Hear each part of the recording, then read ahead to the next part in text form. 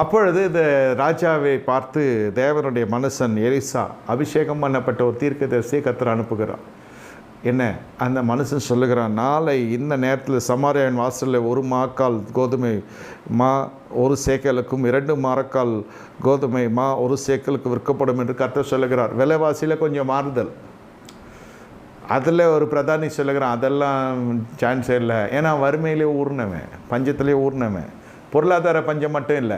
இப்படிப்பட்ட மறுரூபமோ இப்படிப்பட்ட மறுபடியும் பிறந்த அனுபவம் இல்லாத ஜனங்க என்ன சொல்லுவாங்க, 3 நேரம் உழைத்தே வேலை இல்லாமல் சுற்றுறேன்னு சொல்கிறவங்க அந்த மாதிரி தானே சொல்லுவான்.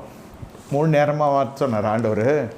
3 நேரமாக வந்தால் காசுக்கு என்ன பண்ணுவேன், சாப்பாட்டுக்கு என்ன பண்ணுவேன், குழந்தை குட்டிக்கு என்ன பண்ணுவேன்னு சொல்கிறாங்க இல்லையா. அதுபோல் இந்த மனுஷனுக்கு அந்த அனுபவம் இல்லை. தீர்க்கதரிசி என்று ஒரு மனுஷன் எழுப்பப்படுகிற பொழுது அவன் தீர்க்கதரிசனம் உரைக்கிறது உங்களுக்கு சரீர பிரகாரம் நன்மைக்குரிய வழிகளையும் சொல்லணும் என்பதற்கு எடுத்துக்காட்டு சொல்லுகிறேன். நாளைக்கு இது நேரத்தில் நல்ல காரியங்கள் நடைபெறுகிறது, நாளைக்கே வா. நம்ம எல்லாம் மனதுக்குள்ளே நினைப்போம், அது கொஞ்சம் நாள் ஆகும், நம்ம ஜெபித்திருக்கிறோம், 1 வருஷத்துக்குள்ளே நடக்கும் திருமணம், 1 மாதத்துக்குள்ளே நடக்கும்னு சொன்னால் நம்ப முடியுமா? நடக்க முடியாது. ஏன்னா அதுக்கு எவ்வளோ ஆயத்தம் இருக்குது. நான் எத்தனை வருஷம் ஜெபம் பண்ணேன், நடக்கவே இல்லை. இந்த வருஷம் டிசம்பர் மாதம் வரைக்கும் வெயிட் பண்ணுவோம். ஆனால் கர்த்தர் என்ன சொல்லுகிறார், நாளை இந்த நேரத்தில் திருமணம் சொல்ல உங்களுக்கு அற்புதம் நடைபெறும், சூழ்நிலை மாற்றி அமைக்கப்படும். நாளைக்கு அநேகருடைய சூழ்நிலை மாற்றி அமைக்கப்படும், விசுவாசிங்க. இங்கே பஞ்சம் தலைவிரித்து ஆடுகிறது.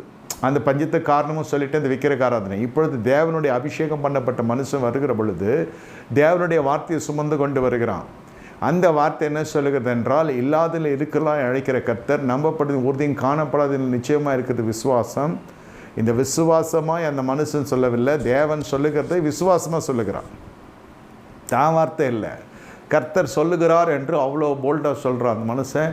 இது இன்னொரு மனுஷன் அவன் விசுவாச குறைவில்லை, அவனை நம்ம பலவீனத்தில் தான் சேர்த்துக்கொள்ளணும். அவனை நம்ம எதுவும் நொந்து கொள்ள முடியாது, அவனை கெட்டவனாலாம் சித்தரிக்க முடியாது. சொல்கிறவன் சொல்லிட்டு போட்டோம். அவன் என்ன பண்ணுவான், பஞ்சம் பற்றாக்குறைன்னு வருகிற பொழுது கர்த்தரை துதிக்கிறதும் செய்யும், உதடு கர்த்தரை தூஷிக்கவும் செய்யும். ஏன்னா என்ன ஆண்டவரே இப்படி வச்சுக்கிறீங்க அப்படி இப்படின்ட்டு. இதெல்லாம் நம்ம விசுவாசிக்கு மத்தியில் நடக்கிறது தான். ஊழியக்காரர்கள் கூட சில சமயம் சோர்ந்து போயிடுவாங்க சூழ்நிலைகள் மாறலன்னா. ஆனால் வேதம் என்ன கர்த்தர் என்ன சொல்லுகிறார், நாளை இந்த நேரத்தில் உன் சூழ்நிலை மாறும்.